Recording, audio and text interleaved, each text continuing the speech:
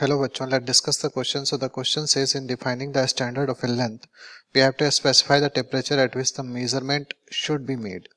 Are we justified in calling length of a fundamental quantity if another physical quantity temperature has to be specified in choosing a standard? तो सबसे पहले हम यहाँ पे जो की कॉन्सेप्ट यूज करने जा रहे हैं वो की कॉन्सेप्ट होगा फंडामेंटल क्वांटिटीज का. ठीक है, तो फंडामेंटल क्वांटिटीज क्या होते हैं? The quantities which cannot be expressed in other quantities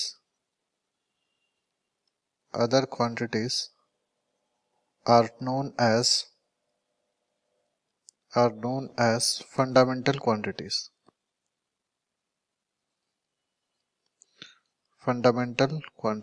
ठीक है, तो सबसे पहले अगर हम लोग यहाँ पे देखें, ठीक है, तो हमको पता है कि the length of anything, the length of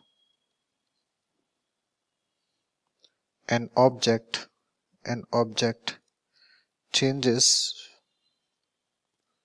with change in temperature.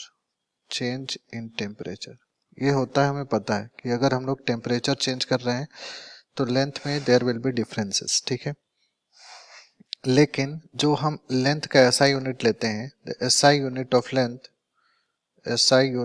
Length is metre. ठीक है, हमको पता है कि एसआई यूनिट जो होता है वो मीटर होता है. ठीक है, अब ये जो मीटर लिया गया था, ये मीटर जो एसआई यूनिट लिया गया था, it was taken in terms of wavelength of light, ठीक है, अब हमें पता है कि जो लाइट का वेवलेंथ होता है, उसको हम लोग क्या बोल सकते हैं कि इट डज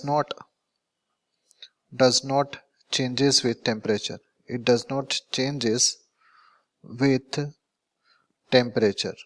ठीक है, तो अगर टेम्परेचर के साथ चेंज नहीं हो रहा है, इसका मतलब हम लोग क्या बोल सकते हैं? We can say that length is a fundamental quantity, क्योंकि हम लोग मीटर को जब लेते हैं तो वो वेवलेंथ ऑफ लाइट के टर्म में लेते हैं और वो टेम्परेचर के हिसाब से चेंज नहीं होता है. I hope you understood well.